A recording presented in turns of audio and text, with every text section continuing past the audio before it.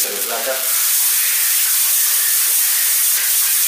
Μήπως όντως και εγώτανε και κρυώσει το νερό τώρα. Δεν ξέρω. Μπα, δεν νομίζω να καταφέρω να την βάλω μέσα. Εντάξει, δεν σε φάγουμε μέσα. Σου κάνουμε έτσι μπανάκι.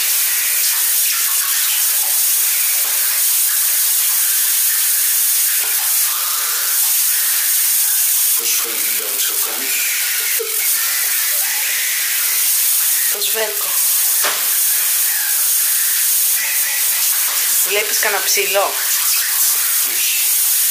Γιατί δεν θα πάνε, ναι. Όταν βάζεις νερό, βγαίνουν όλοι προς τα πάνω, αν υπάρχουν. Αγάπη μου. Μαρικάκι. Εντάξει. Ορίστε. Αυτό ήτανε. Αυτό ήταν. Το ποδαράκι στο μπροστινά στο μαζιλιάκι.